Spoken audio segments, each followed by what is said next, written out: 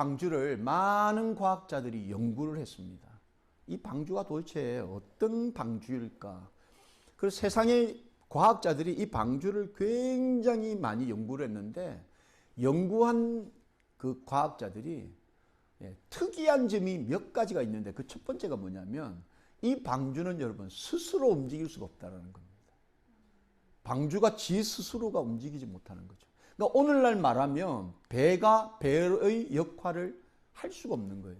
왜? 스스로 움직일 수 있는 능력이 그 안에 존재하지 않는다는 겁니다. 여러분, 이게 하나님께서 노아에게 명하신 방주라는 겁니다. 하나님이 지식적으로 지혜가 없으셔서 그런 엄청난 단점이 있는 배를 만들어라 라고 명하신 게 아니에요.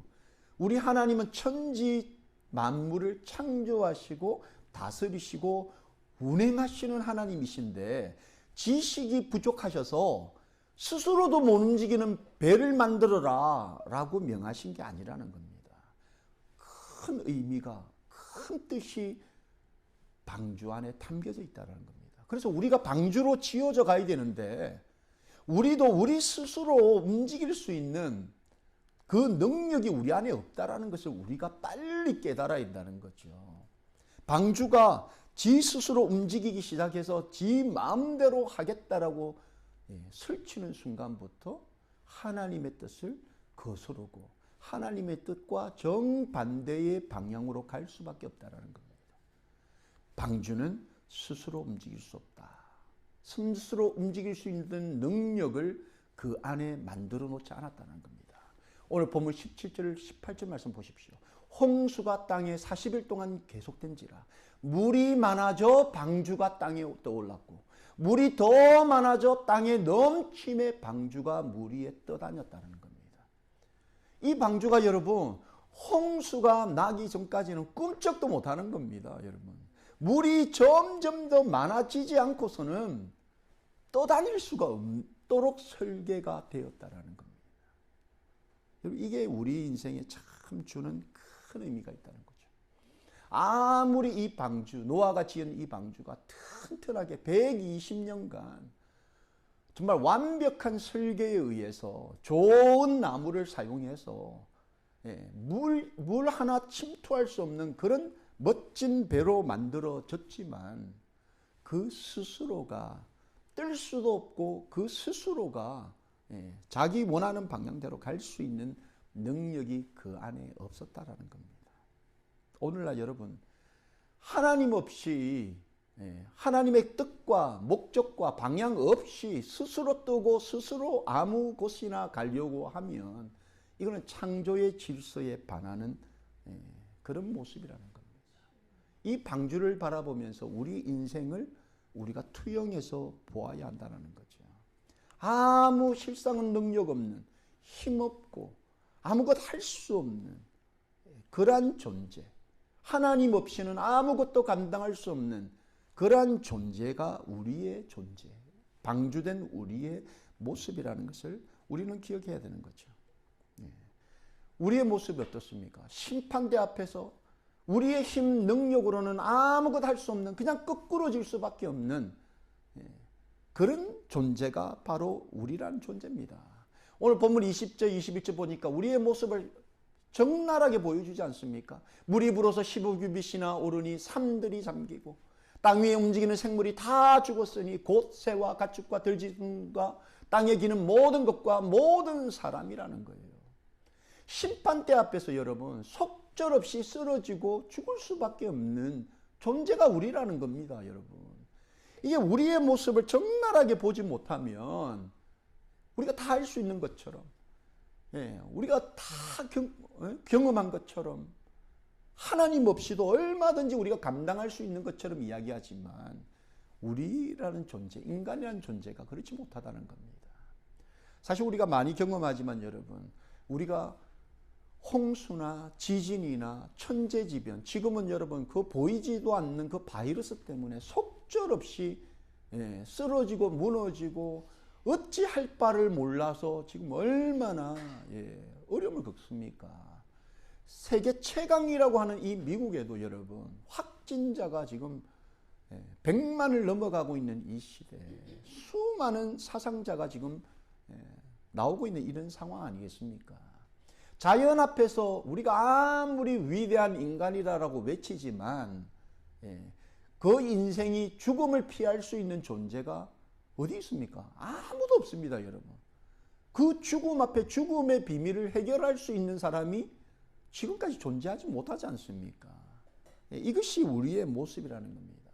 무능력하다는 겁니다. 하나님 없이는 아무것도 할 수 없는 연약한 존재, 그 심판 앞에서 내 힘으로, 자력으로 그 사망의 문제, 죄의 문제, 심판의 문제를 해결할 수 없는 존재가 우리라는 존재라는 겁니다. 이게 우리가 방주를 통해서 우리가 깨달아야 되는 부분이라는 거죠. 여러분, 로마서 5장 12절, 그러므로 한 사람으로 말미암아 죄가 세상에 들어오고 죄로 말미암아 사망이 들어왔나니 이와 같이 모든 사람이 죄를 지었으므로 사망이 모든 사람에게 이르렀다. 이 모든 사람에게 이르른 이 사망의 문제, 죄의 문제를 우리 스스로는 해결할 수 없다라는 겁니다.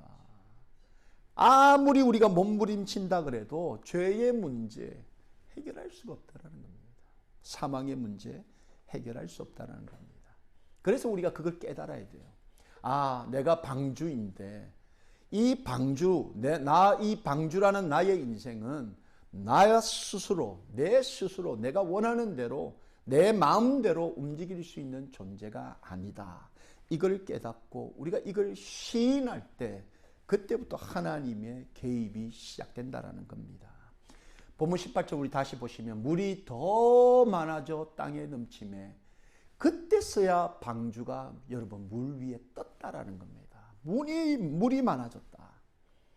여기서 물이 더 많아졌다. 물이 많아졌다라는 이 말씀을 우리가 두 가지로 더 깊이 살펴볼 수 있는데 그 첫 번째 여러분 방주가 뜰 수 있는 힘과 능력을 하나님이 공급해 주신다는 겁니다.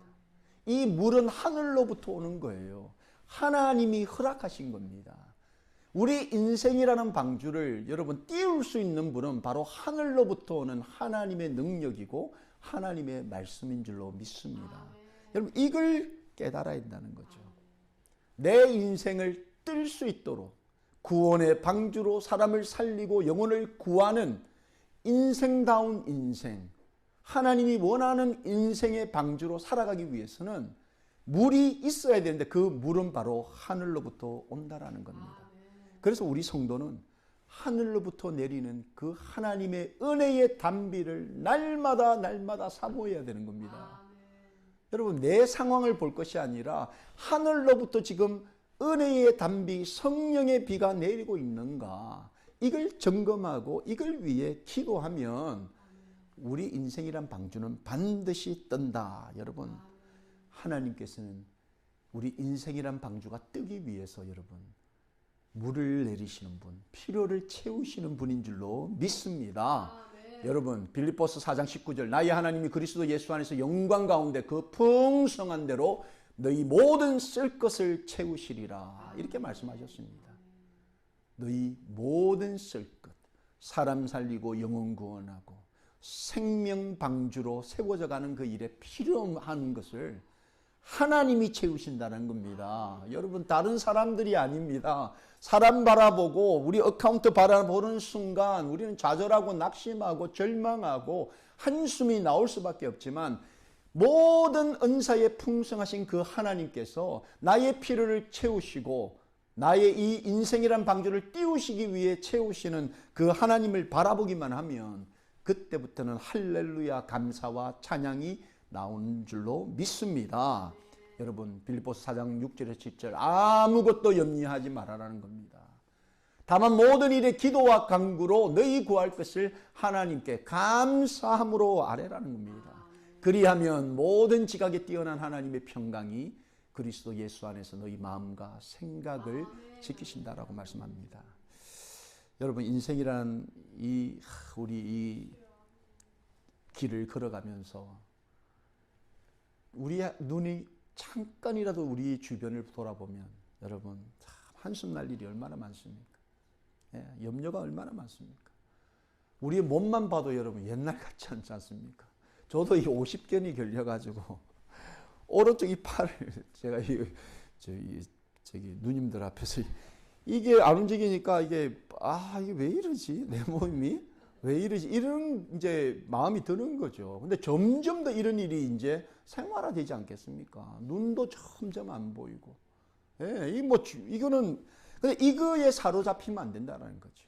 그래도 내 남은 인생, 내 이 호흡을 가장 가치 있는 사람 살리고 영혼 구원하고 생명선으로서 방주로 지어 올리시는 그 하나님께서 이 방주를 띄우실 것을 생각하면서 하늘로부터 오는 그 비를 기대하게 하시고 그 비로 인해서 감사하게 하시는 그 하나님을 바라보면 하나님의 그 평강이 나를 붙드는 것을 경험하게 되는 겁니다.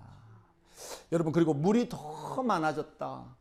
이 의미가 모든 소울스가 하나님께로부터 온다는 의미도 있지만, 두 번째는 여러분, 이 방주가 뜰 때 여러분 때로는 막 물이 많고 세상 사람 볼 때 이거는 고난과 고통일 수 있다라는 겁니다. 이 배가 뜨는 거는 생각 안 하고 내 인생에 막 홍수가 나고 창수가 일고 바람이 불고 막 물이 차오르면 순간적으로 내가 그 물에 죽을 것 같은 느낌이 들고 이게 고난이요 고통이라고 생각할 수 있다라는 거죠. 근데 여러분, 하나님을 믿는 성도들에게 이 고난과 고통도 우리 인생이라는 방주를 띄우기 위한 하나의 재료가 된다라는 걸 여러분 기억하셔야 합니다. 그래서 여러분, 고난과 고통 없이 하나님을 제대로 만나지 못하는 경우들이 많다는 겁니다. 성경의 여러분 인물들을 다 한번 훑어보십시오. 성경의 인물들 가운데 고난과 고통이 없었던 인물들이 그렇게 많지 않습니다. 우리가 잘 아는 구약의 대표적인 인물 다윗을 한번 보십시오. 다윗이 이스라엘 유대의 왕, 그러나 그의 인생이 여러분 쫓기고 억울하게 누명 쓰고 미친 척을 하면서 침을 흘리고 가장 사랑하는 아들로부터 배반을 당해가지고 버선발로 도망을 쳐야 되고 백주대낮의 아들로부터 감히 입에 올리기도 어려운 그 부끄러운 일을 당했던 왕이었습니다. 그럼에도 이 다윗은 그런 고난과 고통, 창수가 일고 물이 넘치고 죽을 것 같은 그 어려움, 환난, 고난 앞에서 하나님을 바라봤다는 거죠. 이 고난과 역경이 그 인생이라는 방주를 띄운다는 것을 깨달았다는 겁니다. 여러분 인생이 얼마나 어렵고 힘든 홍수가 나고 죽을 것 같은 그런 고통, 고난 여러분 있지 않습니까? 그런데 그 고난과 역경과 어려움이 바로 여러분이나 인생이란 방주를 제대로 뜨게 하는 하나님의 은혜의 손길임을 믿으시기를 예수님의 이름으로 축원합니다. 여러분, 이 힘든 상황, 고난, 역경 이걸 통해서 우리의 방주는 그 물 밑으로 가라앉는 것이 아닙니다. 하나님의 뜻은 우리 인생이란 방주를 물 밑으로 가라앉히는 것이 아니라 물 위에 뜨게 하시기 위해서 주신 어려움이라는 겁니다. 그 무엇도 하나님의 사랑으로부터 여러분이란 방주를 침몰시킬 존재가 없음을 여러분 믿으시기 바랍니다. 로마서 8장 38절 39절에 내가 확신하노니 사망이나 생명이나 천사들이나 권세자들이나 현재일이나 장래일이나 능력이나 높음이나 깊음이나 다른 어떤 피조물이라도 우리를 우리 주 예수 그리스도 안에 있는 하나님의 사랑에서 끊을 수 없다라는 겁니다. 눈앞에 펼쳐진 정말 홍수와 같은 쓰나미가 우리 쪽으로 몰려온다 할지라도 내 인생 망했다, 더 이상 희망이 없다, 소망이 없다, 이런 한숨이 아니라 바로 저 쓰나미를 통해서 내 인생이라는 방주를 띄우실 그 하나님을 찬송하고 그 하나님만 신뢰하게 축원합니다.